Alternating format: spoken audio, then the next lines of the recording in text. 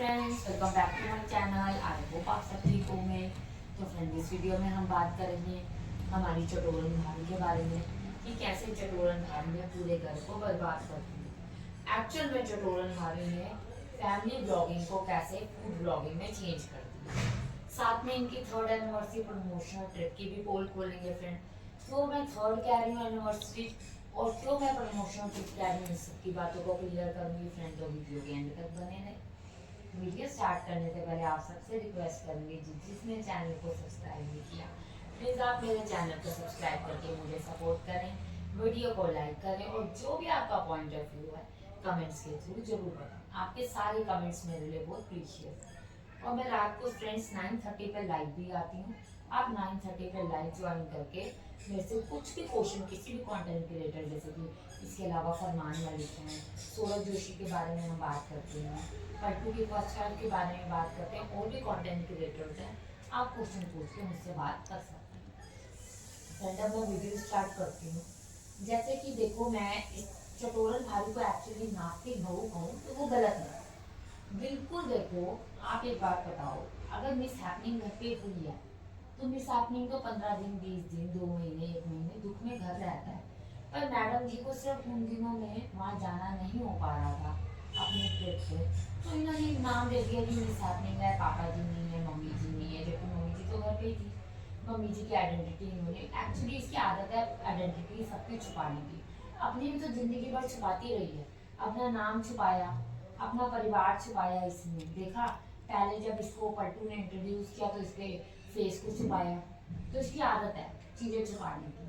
ये कोई बड़ी बात नहीं है इसकी, ये तो छुपाती रहती है और चुराती रहती है, दो ही चीजें ये करती है। आपने एक चीज देखा हो कि मैडम जी जो हमारी नास्तिक बहू है, ये अगर एनिवर्सरी पे जा रही हैं तो कम से कम किसी धार्मिक स्थान पे तो जाती हैं। जो सो कॉल्ड ये कहती है मेरी फर्स्ट एनिवर्सरी की, तो ये किसी धार्मिक स्थान पे तो जा सकती थी पूरे परिवार को लेके। पर पूरा परिवार तो घर बैठा है। जो इनके पेड़ भगत हैं, अंध भगत हैं, कुछ अंध भी हैं, देखो 2-4 अंध हैं और सारे पेड़ हैं। जो जो पेड़ भगत कह रहे हैं हम तो आपसे मिलना चाहेंगे, हम तो मंसूरी के इधर रहते हैं, मंसूरी के उधर रहते, तो वहीं घूम रही है, कोई मिलने तो अभी तक आया नहीं। अभी तक किसी ने वीडियो तो बनाई नहीं। तो इससे आप खुद देखोगे कि इसके कमेंट्स कितने पेड होते हैं। ये खुद एक्चुअली में पेड भी है, पैसे नहीं खर्च करती, ये खुद ही कमेंट करती है। चैनल तो इनके पास बने होंगे बहुत सारे, भैया यूट्यूबर हैं, इतने पुराने यूट्यूबर हैं। ये चैनल तो कुछ इन्होंने खरीदे या इन्होंने बनाए, या इन्होंने कुछ अपने बंदे रखे ही होंगे ना इतने, तो जो इनको कमेंट करते होंगे। नहीं तो बेटे को ये नहीं लेके गई, छोटे बहन को ये नहीं लेके गई, आंटी जी को ये नहीं लेके गई, कोई नहीं बोल रहा। कोई इतना तक नहीं कह रहा कि ये आज तक किसी रिलीजियस प्लेस पर ट्रिप करने नहीं गए। आंटी जी, आपको याद होगा चेले के ब्लॉग में जब चाची सास ने मिस आई थी, उसने कहा मैं महाकाल का प्रसाद लाया हूँ। तो उन्होंने कहा, आंटी ने कहा हाँ मेरा तो बड़ा मन है। उनका कोई बात नहीं।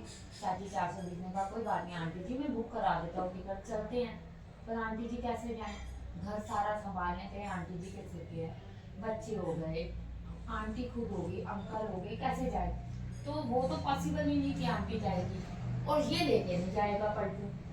ये तो होगा नहीं कि पलटू उसको लेके जाए, आंटी जी को लेके जाएगा।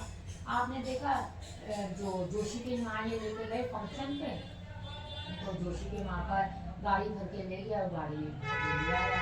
वहाँ इसका मैगी खिलाने को याद आई। कोई भी आप देखो, कोई भी जगह नहीं थी ऐसी या आंटी जी को ये घुमा सके। वो कौन सा रोज जाती हैं, सालों साल बाद रोज जाती हैं, तो इससे इतना नहीं बना, ये इतना नहीं कर सकी।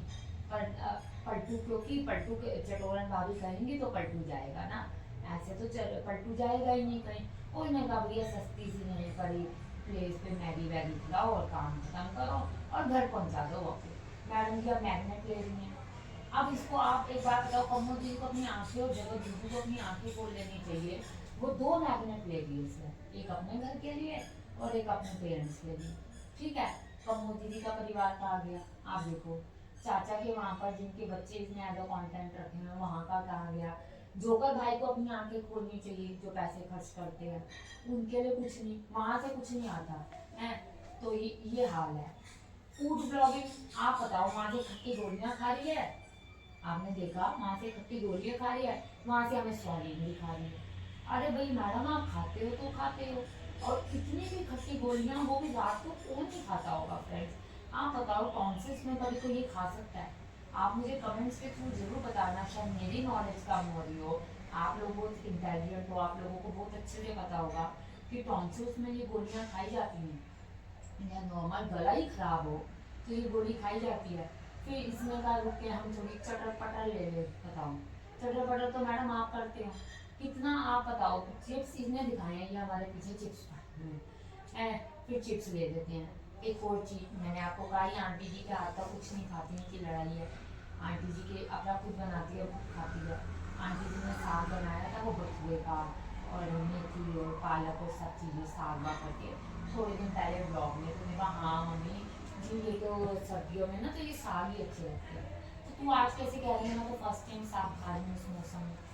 एग्जैक्टली इसने आंटी के हाथ का नहीं खाया ना, इसे वीडियो में लेती है, ब्लॉगिंग के लिए करती है, अदरवाइज ये नहीं करती। बात अपनी हर एक चीज़ का झूठ का ये प्रूफ खुद सामने रख देती है। फिर फ्रेंड आपने एक चीज़ जो नोटिस की हो, रोटी खाने के बाद इन्होंने फिर खाना पैक कराया देहरादून से, फिर जाके खाया, फिर कह दिया मैं नूडल्स भी खाऊंगी। नूडल्स खाने के बाद अगले दिन जब मॉर्निंग में उठी, मैं तो सुबह की उठी हूँ भाई, मैं तो सुबह भी उठी हूँ, फिर पट्टू को झूठा बनाया। ये नाश्ते लो पूरा घर ही तो बर्बाद करी है। बेटे से माँ को अलग करा है, जिस दिन से इसके घर पे आई है, बेटे से मतलब बेटे से जो पट्टू से बेटा अलग कर दिया।